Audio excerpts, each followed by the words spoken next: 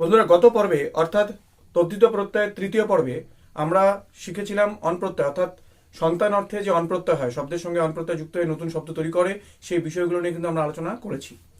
আজকের এই পর্বে অর্থাৎ এই চতুর্থ পর্বে আজকে আমরা আরো বিভিন্ন অর্থে শব্দের সঙ্গে অনপ্রত্যয় যুক্ত হয়ে যে আরো নতুন নতুন শব্দ তৈরি করে সেই বিষয়গুলো আজকের এই পর্বে আমরা জানবো। সেই সঙ্গে আরো একটি নতুন প্রত্যয় আজকে আমরা জানবো, সেটি হচ্ছে ঢক প্রত্যয়। এই প্রত্যয়টা নিয়েও আজকে এই পর্বে আলোচনা করা হবে। তোমরা শেষ পর্যন্ত দেখে খুব ভালো মতন বুঝে নাও। তাহলে চলো শুরু করা যাক।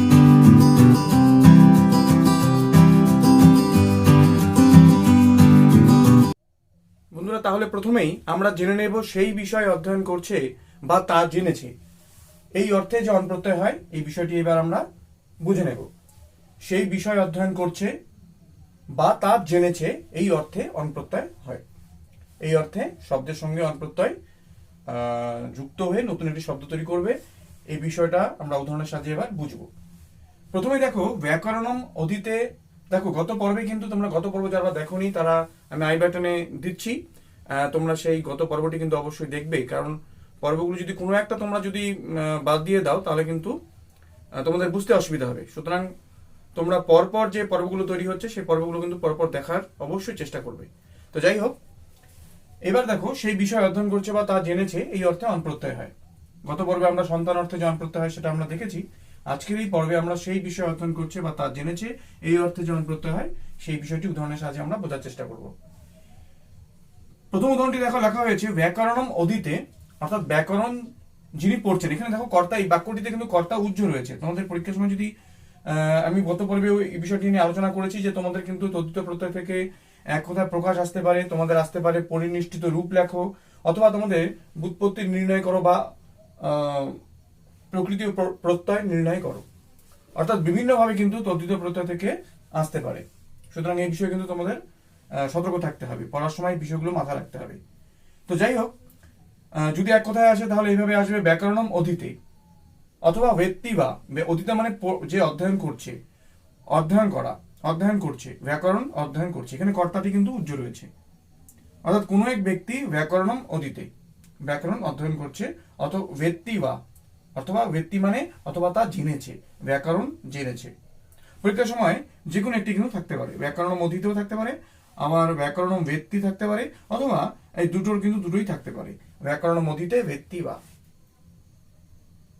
ঠিক আছে, পড়ার সময় কিন্তু এই বিষয়টা খেয়াল করবে।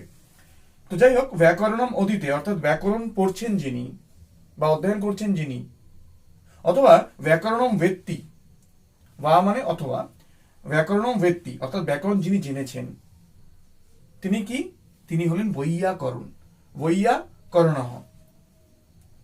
ব্যাকরণম অধীতে ব্যক্তি বা অর্থাৎ ব্যাকরণ যিনি অধ্যয়ন করছেন অথবা ব্যাকরণ যিনি জেনেছেন তিনি হলেন বৈয়াকরণঃ। এইবার দেখো এই বৈয়াকরণটি কিভাবে তৈরি হলো। ব্যাকরণ মূল শব্দটি হচ্ছে এখানে হবে ব্যাকরণ। মূল শব্দটি হলো ব্যাকরণ যোগ অন। ব্যাকরণ যোগ অন অর্থাৎ ব্যাকরণের সঙ্গে ব্যাকরণ, মূল শব্দটি হচ্ছে ব্যাকরণ, ব্যাকরণের সঙ্গে অন প্রত্যয় যুক্ত হওয়ার পরে কিন্তু বৈয়াকরণ শব্দটি তৈরি হয়েছে। অর্থাৎ সেই বিষয় অধ্যয়ন করছে বা তা জেনেছে এই অর্থে কিন্তু এই ব্যাকরণ শব্দের উত্তর বা ব্যাকরণ শব্দের সঙ্গে অন প্রত্যয় যুক্ত হয়ে নতুন একটি শব্দ তৈরি করছে। এবার বৃদ্ধি বিষয়টি কি, গুণ বিষয়টি কি, যখন অনপ্রত্যয় যুক্ত হচ্ছে, এই অনপ্রত্যয় দেখো আমরা এই বিষয়গুলো কিন্তু পুরোপুরি মানে আগের পর্বগুলোতে আমরা কিন্তু আলোচনা করেছি যে প্রত্যয়ের পুরো অংশটি যুক্ত হয় না। সুতরাং বারবার আমি এই বিষয়গুলো কিন্তু পুনরাবৃত্তি করব না, বারবার এই বিষয়গুলো নিয়ে বিস্তারিত আমি বলবো না। সুতরাং তোমরা যারা দেখোনি তারা কিন্তু অবশ্যই দেখবে দ্বিতীয় পর্বটি, অর্থাৎ যেখানে সেই দ্বিতীয় পর্বটি আমি আই বাটনে দ্বিতীয় পর্বটি দিয়ে দিচ্ছি, তোমরা কিন্তু সেই দ্বিতীয় পর্বটি অবশ্যই দেখবে যারা দেখোনি। সেখানে বৃদ্ধি নিয়ে আলোচনা করা হয়েছে, সেখানে গুণ নিয়ে আলোচনা করা হয়েছে। অর্থাৎ শব্দের সঙ্গে যখন প্রত্যয় যুক্ত হয় তখন সেই শব্দের কিছু বৃদ্ধি হয়, সেই শব্দের গুণ হয়, এই বিষয়গুলো কিন্তু ঘটে থাকে। এবার বৃদ্ধি কি, গুণ কি, এই বিষয়গুলো বুঝতে গেলে কিন্তু তোমাদের সেই দ্বিতীয় পর্বটি কিন্তু অবশ্যই দেখে নিতে হবে। তো যাই হোক, তো এখানেও এই ব্যাকরণ আবার প্রত্যয়ের পুরো অংশ কিন্তু যুক্ত হয় না।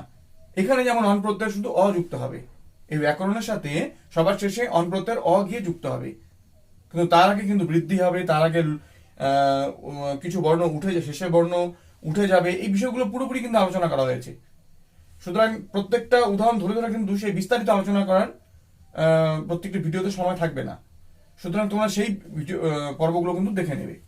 তো যাই হোক, এখানে ব্যাকরণ যোগ অন অর্থাৎ ব্যাকরণের শব্দের সঙ্গে অন প্রত্যয় যুক্ত হওয়ার পরে বৃদ্ধি এবং শব্দ উঠে যাওয়ার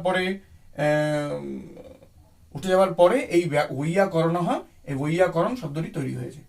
এবার প্রশ্ন হলো, পরীক্ষার সময় যদি তোমাদের এক কথা প্রকাশ আছে তাহলে এটা আসবে ব্যাকরণ অধীতে ব্যক্তিবা, তাহলে তোমরা লিখবে বৈয়াকরণঃ। আর যদি পরীক্ষার সময় এইভাবে আসে ব্যাকরণ যোগ অন, তাহলে থাকবে পরিনিষ্ঠিত রূপটি লেখো। ব্যাকরণ যোগ অন, তখন তোমাদের লিখতে হবে বৈয়াকরণ। এই বিভক্তি চিহ্ন অর্থাৎ বিসর্গ, অর্থাৎ এই প্রথমা বিভক্তির যে একবচনের চিহ্নটি দেওয়া রয়েছে বিসর্গ, এটা কিন্তু না দিলেও হবে। কিন্তু কোনো সময় যদি দেওয়া থাকে যে ব্যাকরণ যোগ অন ব্র্যাকেট দেওয়া থাকলো প্রথমা বিভক্তির একবচন, সেই ক্ষেত্রে কিন্তু তোমরা লিখবে বৈয়াকরণঃ। ঠিক আছে, তাহলে শব্দটা কিভাবে তৈরি হচ্ছে, স্টেপ বাই স্টেপ কিভাবে তৈরি হচ্ছে, এই বিষয়গুলো নিয়ে কিন্তু আমি আলোচনা করছি না। তোমরা যারা দ্বিতীয় পর্ব, তৃতীয় পর্ব এগুলো যারা দেখোনি তারা অবশ্যই কিন্তু দেখে নেবে, তাহলে বিষয়গুলো তোমরা বুঝতে পারবে। তবুও প্রশ্ন থাকলে অবশ্যই তোমরা কমেন্ট বক্সে করবে। এরপর দ্বিতীয় উদাহরণটি দেখো, ছন্দঃ অধীতে ব্যক্তি বা, মানে কি, যে ছন্দ যিনি পড়ছেন বা অধ্যয়ন করছেন অথবা যিনি জেনেছেন বা জানছেন, তিনি কি, তিনি হলেন ছন্দসঃ। ছন্দঃ অধীতে ব্যক্তি বা ছন্দসঃ। এবার ছন্দসঃ শব্দটি কিভাবে তৈরি হলো, ছন্দস মূল শব্দের সঙ্গে অন প্রত্যয় করে ছন্দসঃ তৈরি হলো। ঠিক আছে, ছন্দসঃ, ছন্দস মূল শব্দ, তার সঙ্গে অন প্রত্যয় করে ছন্দসঃ, এই শব্দটি কিন্তু তৈরি হলো, অর্থাৎ বৃদ্ধি হলো। তারপরে তারপরে প্রত্যয়ের যে অটা যুক্ত হলো, যুক্ত হওয়ার পরে কিভাবে ছন্দসঃ তৈরি হলো, এগুলো কিন্তু স্টেপ বাই স্টেপ আলোচনা করা হয়েছে, উদাহরণের সাহায্যে আলোচনা করা হয়েছে। তোমরা কিন্তু অবশ্যই আগের পর্বগুলো দেখবে। তাহলে দেখো, ছন্দস যোগ অন ছন্দসঃ, আমি খালি এতটুকুই বলছি যে ছন্দসের সঙ্গে অন প্রত্যয় যুক্ত হওয়ার পরে তাহলে নতুন একটি শব্দ তৈরি হলো, সেটি হলো ছন্দস। পরীক্ষার সময় একই রকম, যে ছন্দঃ অধীতে ব্যক্তি বা এক কথা প্রকাশ আসতে পারে, তাহলে তোমরা লিখবে ছন্দসঃ। আর যদি আসে ছন্দস যোগ অন পরিনিষ্ঠিত রূপ বা সিদ্ধ রূপটি লেখো, তাহলে তোমরা লিখবে ছন্দস। আর যদি ব্র্যাকেটে এভাবে দেওয়া থাকে ছন্দস যোগ অন প্রথমা বিভক্তির একবচন, তাহলে সেই ক্ষেত্রে কিন্তু তোমরা লিখবে ছন্দসঃ। আরেকবার বলছি, যদি শুধুমাত্র ছন্দস যোগ অন থাকে তাহলে দেখবে ছন্দস, অর্থাৎ বিসর্গটি অর্থাৎ প্রথমা বিভক্তির একবচন এই চিহ্নটি তোমরা দেবে না। কিন্তু যদি থাকে ছন্দস যোগ অন প্রথমা বিভক্তির একবচন, তাহলে কিন্তু তোমরা লিখবে ছন্দসঃ। আর এক কথায় প্রকাশ আসলে তো তোমরা ছন্দসঃ লিখবে, অর্থাৎ ছন্দঃ অধীতে ব্যক্তি বা, অর্থাৎ এক কথায় প্রকাশ কি হবে, ছন্দসঃ। সেই ক্ষেত্রে কিন্তু বিভক্তি ছাড়া, অর্থাৎ বিসর্গ ছাড়া কিন্তু বিভক্তিটা বাদ দিবে না, অর্থাৎ বিভক্তি নিয়েই, অর্থাৎ ছন্দসঃ এটাই কিন্তু তোমরা লিখবে যদি এক কথায় আসে। তৃতীয় উদাহরণটি দেখো, জ্যোতিষম অধীতে ব্যক্তি বা, একই, জ্যোতিষ যিনি পড়ছেন, অধ্যয়ন করছেন বা জানেন, তিনি হলেন জ্যোতিষঃ। জ্যোতিষঃ কিভাবে তৈরি হলো, মূল শব্দটি হলো জ্যোতিষ, তার সঙ্গে অন প্রত্যয় করেই কিন্তু জ্যোতিষঃ হলো, অর্থাৎ ওকারটি বৃদ্ধি হয়ে ওকার হলো। এবার ওকারটি বৃদ্ধি হয়ে ওকার হলো, এই বৃদ্ধি বিষয়গুলো আলোচনা করা হয়েছে, বারবার আমি বলছি, তোমরা কিন্তু আগের পর্বগুলো যারা দেখোনি তারা কিন্তু আগের পর্বগুলো দেখে বুঝে নেবে। তাহলে যাই হোক, জ্যোতিষ মূল শব্দ, এটার সঙ্গে অন প্রত্যয় করে কি হলো, জ্যোতিষঃ। তাহলে যিনি জ্যোতিষ জানেন বা অধ্যয়ন করছেন, তিনি হলেন জ্যোতিষঃ। তাহলে আমাদের বিভিন্নভাবে আসতে পারে। তাহলে এই হচ্ছে সেই বিষয় অধ্যয়ন করছে বা তা জেনেছে, এই অর্থে শব্দের উত্তর অন প্রত্যয় যুক্ত হওয়ার পরে যে নতুন নতুন শব্দ তৈরি হচ্ছে, সেই বিষয়টি নিয়ে আলোচনা করা হলো। এবার আমরা তিনি এর দেবতা, এই অর্থে যে অন প্রত্যয় হয়, অর্থাৎ শব্দের সঙ্গে অন প্রত্যয় যুক্ত হয়ে নতুন শব্দ তৈরি করে, এই বিষয়টি এবার আমরা জেনে নেব। তিনি এর দেবতা, এই অর্থে অন প্রত্যয় হয়, শব্দের সঙ্গে অন প্রত্যয় যুক্ত হয়ে নতুন শব্দ তৈরি করে, এই বিষয়টা আমরা এই তিনটি উদাহরণের সাহায্যে এবার বুঝবো। প্রথম উদাহরণটি দেখো, শিবঃ অস্য দেবতা। শিব, অস্য মানে এর, দেবতা মানে দেবতা। শিবঃ অস্য দেবতা শৈবঃ। শিবঃ অস্য দেবতা শৈবঃ। এবার দেখো, এই শৈবঃ কিভাবে তৈরি হলো, মূল শব্দটি হচ্ছে শিব, তার সঙ্গে অন প্রত্যয় যুক্ত হয়ে কিন্তু শৈবঃ তৈরি হলো, অর্থাৎ শব্দটা ছিল মূল শব্দটি কিন্তু শিব ছিল, তারপরে সেটার সঙ্গে অন প্রত্যয় যুক্ত হওয়ার পরে এক নতুন শব্দ তৈরি হলো, সেটি হচ্ছে শৈবহ। এবার এই শৈবহ, শিব থেকে শৈবহ, এই যে শব্দটি তৈরি হলো, এর প্রক্রিয়াটি অর্থাৎ স্টেপ বাই স্টেপ কিভাবে তৈরি হয়েছে সেটা কিন্তু আমরা আলোচনা করেছি তৃতীয় পর্বে। আমি আই বাটনে তৃতীয় পর্বটি দিচ্ছি, তোমরা কিন্তু অবশ্যই গিয়ে সেটা দেখবে, যারা দেখোনি তারা দেখবে, তারা কিন্তু এই প্রক্রিয়াগুলো কিন্তু বুঝতে পারবে না। এই শিব থেকে কিভাবে শৈব হলো, বিষ্ণু থেকে কিভাবে বৈষ্ণব হচ্ছে, ইন্দ্র থেকে কিভাবে ঐন্দ্রহ হলো, এই স্থানে ওই হলো, এই বিষয়গুলো কিন্তু নাহলে কিন্তু তোমরা বুঝবে না। অর্থাৎ তৃতীয় পর্বটি কিন্তু অবশ্যই দেখবে, সেখানে কিন্তু উদাহরণের সাহায্যে বোঝানো হয়েছে। তো যাই হোক, শিবহস্তীয় দেবতা শিবযোগণ শৈবহ। পরীক্ষার সময় শিবহস্তীয় দেবতা এক কথায় প্রকাশ আসলে তোমরা শৈবহ লিখবে, আর যদি শিবযোগ অন আসে তাহলে পরিনিষ্ঠিত রূপটি লিখবে শৈব, আর যদি শিবযোগ অন ব্র্যাকেটে থাকা বন্ধনীর মধ্যে দেওয়া থাকে প্রথম বিভক্তির এক বচন, তাহলে সেই ক্ষেত্রে তোমরা শৈবহ লিখবে। ঠিক আছে, সবগুলো একই রকম। বিষ্ণু অস্তীয় দেবতা, বিষ্ণু এর দেবতা বিষ্ণু যোগ অন বৈষ্ণবহ। বিষ্ণু থেকে বৈষ্ণব কিভাবে তৈরি হলো সেগুলো কিন্তু তোমরা আগের পর্বটি অবশ্যই দেখবে, বারবার বলছি। বিষ্ণু অস্তীয় দেবতা, বিষ্ণু এর দেবতা, তাহলে বিষ্ণু যার দেবতা তিনি এর দেবতা, এই অর্থই হচ্ছে। তাহলে বিষ্ণু এর দেবতা, তাহলে বিষ্ণু যার দেবতা, বিষ্ণু যার আরাধ্য দেবতা, তিনি হলেন কি, তাকে আমরা কি বলে থাকি, বৈষ্ণব বলে থাকি। ঠিক আছে, তাহলে বিষ্ণু এর আরাধ্য দেবতা বা দেবতা, তাহলে তাকে আমরা কি বলি, বৈষ্ণব বলি, বৈষ্ণব। বিষ্ণু অস্তীয় দেবতা বৈষ্ণব। পরিনিষ্ঠিত রূপটি লেখো বিষ্ণু যোগন, পরিনিষ্ঠিত রূপটি লেখো, তাহলে লিখতে হবে বৈষ্ণব। ঠিক আছে, আর যদি প্রথম বিভক্তির এক বচন ব্র্যাকেটে দেওয়া থাকে তাহলে অবশ্যই লিখবে বৈষ্ণব। ইন্দ্রহ অস্য দেবতা ইন্দ্রযোগন ঐন্দ্রহ। ইন্দ্রের সঙ্গে অন প্রত্যয় করার পরে কিভাবে ঐন্দ্র হলো, স্টেপ বাই স্টেপ কিন্তু এই বিষয়গুলো কিন্তু উদাহরণের সাহায্যে বোঝানো হয়েছে। তো যাই হোক, এই হচ্ছে আমাদের তিনি এর দেবতা এই অর্থে। যদি কোনো প্রশ্ন থাকে অবশ্যই তোমরা কমেন্ট বক্সে করবে। এবার আমরা তার দ্বারা কথিত হয়েছে বা তার দ্বারা উক্ত এই অর্থে যে অন প্রত্যয় হয়, শব্দের সঙ্গে অন প্রত্যয় যুক্ত হয়, যুক্ত হয়ে নতুন শব্দ তৈরি করে, এই বিষয়টি এবার আমরা জেনে নেব। দেখো, তার দ্বারা উক্ত হয়েছে, তার দ্বারা উক্ত বা তার দ্বারা কথিত এই অর্থে শব্দের সঙ্গে অন প্রত্যয় যুক্ত হয়ে নতুন একটি শব্দ তৈরি করে, সেটা আমরা এবার তিনটি উদাহরণের সাহায্যে বুঝবো। তার দ্বারা উক্ত, তার দ্বারা উক্ত হইয়াছে বা তার দ্বারা কথিত হইয়াছে। যেমন ঋষিনা প্রোক্তম, অর্থাৎ ঋষিটির দ্বারা কথিত হইয়াছে বা কথিত হয়েছে, অর্থাৎ এটা কিন্তু কর্মবাচ্যে রয়েছে বাক্যটি। ঠিক আছে, ঋষিনা প্রোক্তম, ঋষিটির দ্বারা কথিত হইয়াছে বা উক্ত হইয়াছে। ঋষিনা প্রোক্তম, মূল শব্দটি কি, ঋষি যোগন কি হলো, আর্ষম। ঋষিনা প্রোক্তম আর্ষম, এক কথায় প্রকাশ আসলো ঋষিনা প্রোক্তম, তোমরা লিখবে আর্ষম। আর আর্ষমটি কিভাবে তৈরি হয়েছে, মূল শব্দটি কি, ঋষি, তার সঙ্গে কোন প্রত্যয়টি যুক্ত হয়েছে, অন প্রত্যয়, অর্থাৎ ঋষির সঙ্গে অন প্রত্যয় যুক্ত হয়ে আর্ষম তৈরি হয়েছে। এই ঋষি রিটা বৃদ্ধি হয়েছে, তারপর শব্দের শেষে থাকা ইকারটি উঠে গেছে, উঠে গিয়ে অন প্রত্যয়ের অযুক্ত হয়েছে। এই যে প্রক্রিয়াগুলো আমরা কিন্তু এটা তৃতীয় পর্বে আমরা কিন্তু আলোচনা করেছি। তো যাই হোক, খুব বিস্তারিত এখানে আলোচনা বারবার আমি করতে পারবো না, হলে তোমাদের ভিডিওটি কিন্তু অনেকটা বেশি দীর্ঘ হবে, তাই তোমরা দেখে নেবে, বিষয়গুলো দেখে নেবে।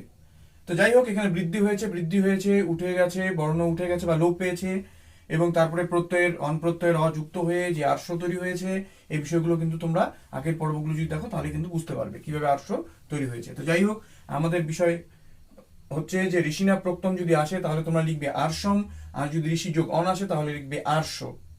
এখানে আর্ষম অর্থাৎ ক্লিবলিঙ্গের প্রথমা বিভক্তির এক বচন, আর্ষম। ঋষিনা প্রোক্তম, যেহেতু এটা কর্মবাচ্য রয়েছে, ঋষির দ্বারা কথিত হইয়াছে বা প্রোক্ত হইয়াছে, এই জন্য পদটি ক্লিবলিঙ্গের প্রথমা বিভক্তির এক বচনে কিন্তু রয়েছে। ঠিক আছে, আর্ষম ফল শব্দের মতো, ফল শব্দে যেমন প্রথমা বিভক্তির এক বচনে কি রয়েছে, ফলম, ঠিক তেমনি আর্ষ। তাহলে ঋষিনা প্রোক্তম এলে লিখবে আর্ষম, ঋষি যোগ অন এলে লিখবে তোমরা শুধু আর্ষ। কিন্তু যদি ঋষি যোগ অন আর ব্র্যাকেটে প্রথমা বিভক্তির এক বচন দেওয়া থাকে তাহলে তোমরা লিখবে কিন্তু অবশ্যই আর্ষম।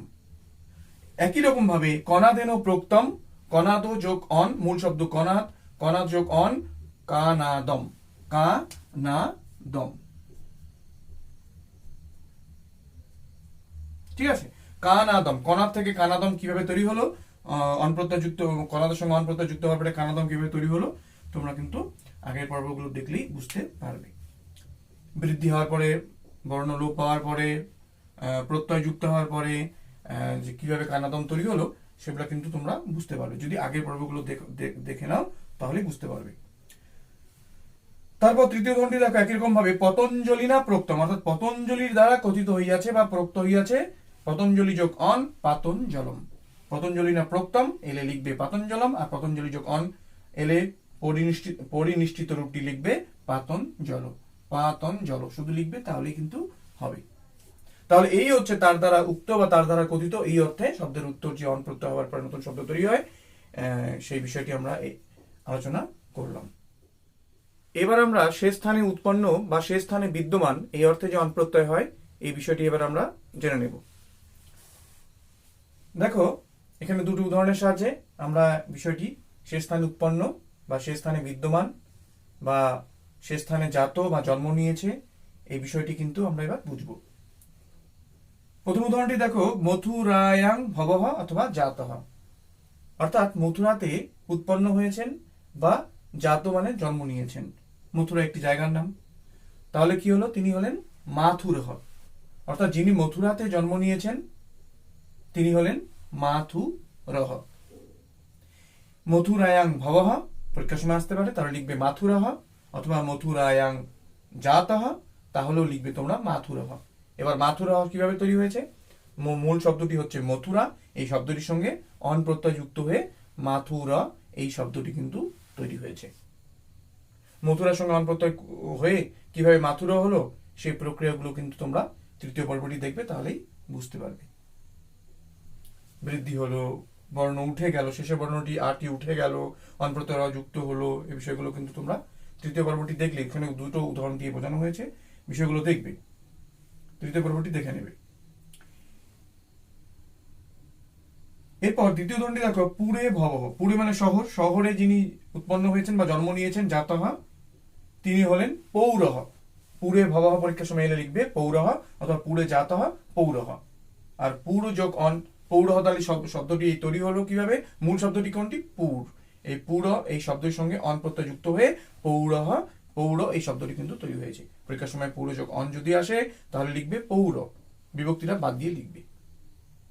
ঠিক আছে, বিভক্তি প্রথম বিভক্তির এক বচন অর্থাৎ বিসর্গটি বাদ দিয়ে লিখবে, কিন্তু এক কথা যদি আসে অবশ্যই বিভক্তি নিয়েই কিন্তু লিখবে। পুরে ভবহ পৌরহ, আর পৌর যোগ অন পরিনিষ্ঠিত রূপটি লেখো, তাহলে লিখতে হবে পৌর। ঠিক আছে, এই হচ্ছে আমাদের সে স্থানে উৎপন্ন এই অর্থে অন প্রত্যয়। তাহলে আমরা বিভিন্ন অর্থে যে অন প্রত্যয় হয় সেই বিষয়টি আমরা জানলাম। এবার আমরা এই পর্বেই এক নতুন প্রত্যয় নিয়ে আলোচনা করব, সেটি হচ্ছে ঢক প্রত্যয়। এবার বিভিন্ন ঢক প্রত্যয় কিন্তু বিভিন্ন অর্থেই, অর্থাৎ বিভিন্ন অর্থে শব্দের সঙ্গে ঢক প্রত্যয় যুক্ত হয়ে নতুন নতুন শব্দ তৈরি করে। এবার কোন কোন অর্থে ঢক প্রত্যয় হয় সেটি আলোচনা করার আগে আমরা জেনে নেব যে ঢক প্রত্যয়ের কোন অংশটি শব্দের সঙ্গে যুক্ত হবে। তোমরা মনে রাখবে যে ঢক প্রত্যয়ের কয়সন্ত ইত হবে, অর্থাৎ উঠে যাবে, আর ঢয়ের স্থানে এও আদেশ হবে, অর্থাৎ এই এও এটাই কিন্তু শব্দের সঙ্গে যুক্ত হবে। এবার আমরা এক এক করে কোন অর্থে কি কি অর্থে ঢক প্রত্যয় হয় এই বিষয়গুলো জানব। এবার প্রথমে আমরা সন্তান অর্থে ঢক প্রত্যয় হয় এই বিষয়টি আমরা জানব। সন্তান অর্থে ঢক প্রত্যয় হয়, আমরা কিছুক্ষণ আগে আলোচনা করেছি যে ঢক প্রত্যয়ের স্থানে আমরা এও যুক্ত করব, অর্থাৎ শব্দের সঙ্গে যখন আমরা ঢক প্রত্যয় যুক্ত করব তখন কিন্তু শব্দের সঙ্গে এও যুক্ত হবে। ঠিক আছে, তো যাই হোক, এবার উদাহরণের সাহায্যে আমরা বিষয়গুলো আরো একটু ভালো করে বোঝার চেষ্টা করব। প্রথমে উদাহরণটি দেখো, গঙ্গায়াহা অপত্যং পুমান।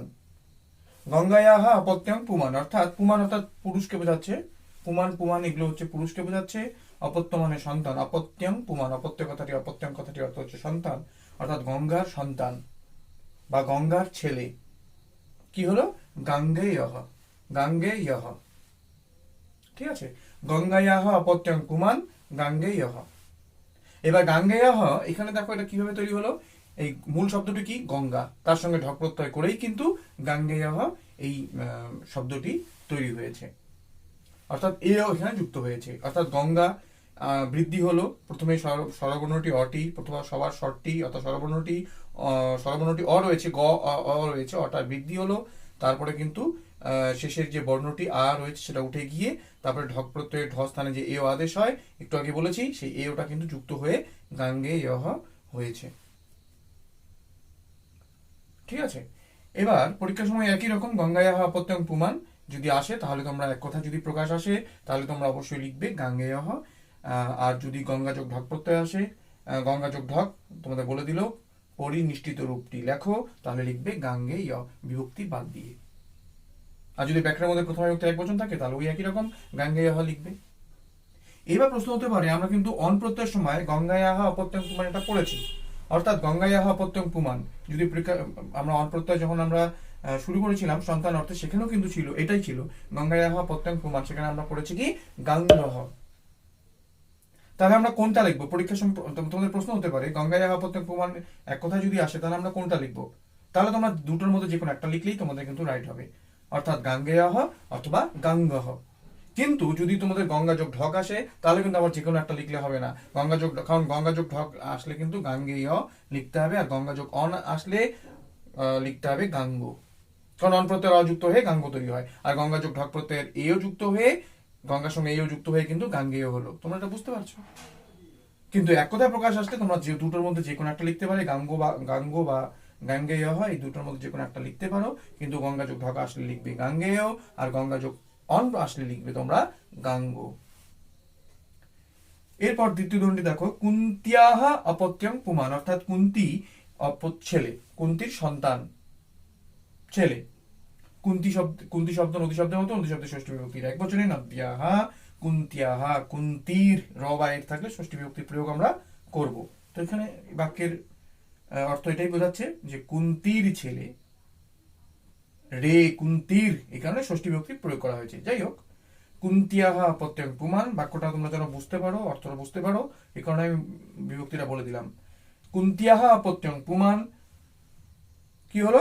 কুন্তে ইহ, কুন্তিয়াহা অপত্যং পুমান, অর্থাৎ কুন্তির সন্তানকে আমরা কি বলবো? কুন্তেয় বলবো, কুন্তে ইহ। এবার কুন্তেয় কিভাবে তৈরি হয়েছে? মূল শব্দটি কোনটি, তার সঙ্গে কোন প্রত্যয় যুক্ত হয়েছে?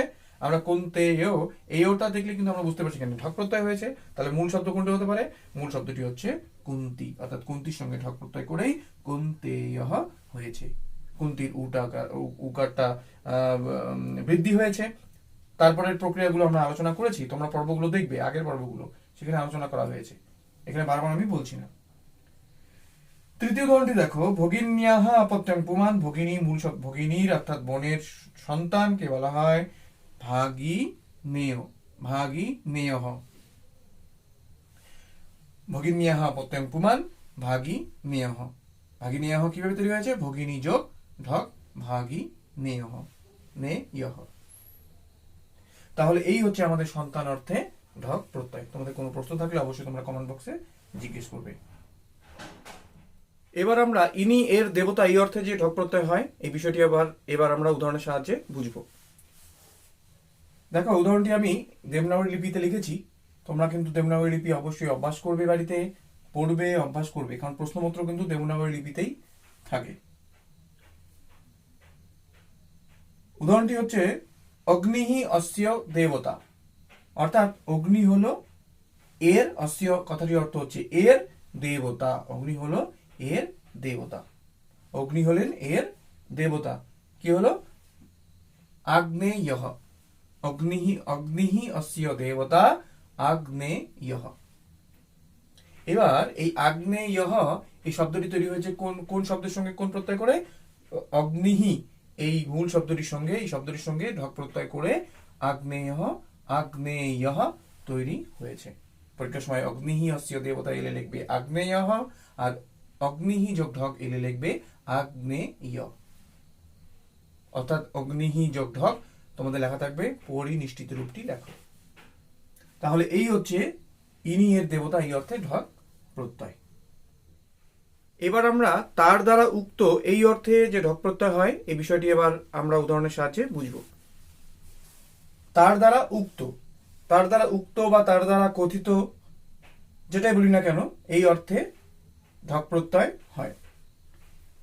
উদাহরণটি দেখো, অত্রিনা প্রোক্তম, অত্রিনা প্রোক্তম কর্মবাচ্যে বাক্যটি রয়েছে, এর অর্থ হলো অত্রিমুনির দ্বারা কথিত হইয়াছে বা প্রোক্ত হইয়াছে। তাহলে পদটি কি হবে? আত্রে ইয়হ। আত্রে ইয়হ না, এটা ক্লিবলিঙ্গে প্রথম বিভক্তির একবচনে আত্রে ইয়ম হবে। অত্রিনা প্রোক্তম আত্রে ইয়ম। অত্রিনা প্রোক্তম আত্রে ইয়ম।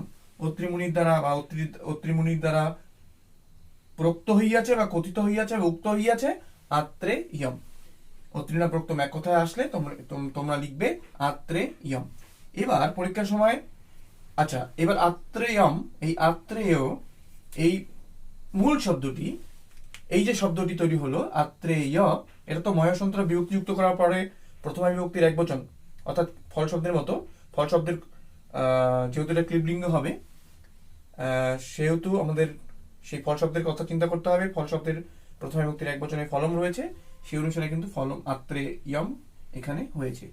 তো যাই হোক, এখানে মূল যে শব্দটি তৈরি হলো, মানে এখানে শব্দটি যে তৈরি হলো সেটি হলো আত্রেয়। এবার এই আত্রেয়টা কিভাবে তৈরি হয়েছে, কোন শব্দের সঙ্গে কোন প্রত্যয় যুক্ত হয়েছে?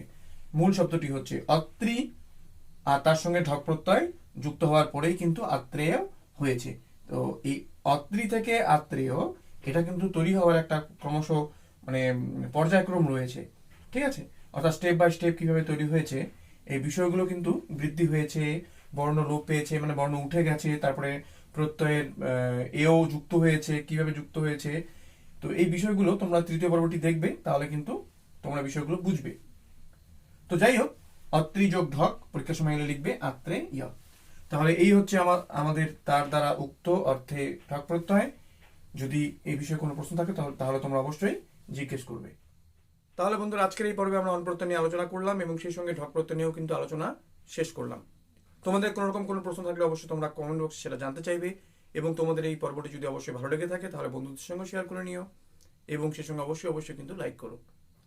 এবং তোমাদের মধ্যে থেকে যদি কেউ নতুন হও তাহলে অবশ্যই সাবস্ক্রাইব করে নিও, এবং সেই সঙ্গে কিন্তু অবশ্যই অল বাটনে ক্লিক করবে, নাহলে কিন্তু পরের পর্বগুলো পাবে না। তাহলে পরের পর্বে আমাদের দেখা হচ্ছে। জয়তু সংস্কৃতম।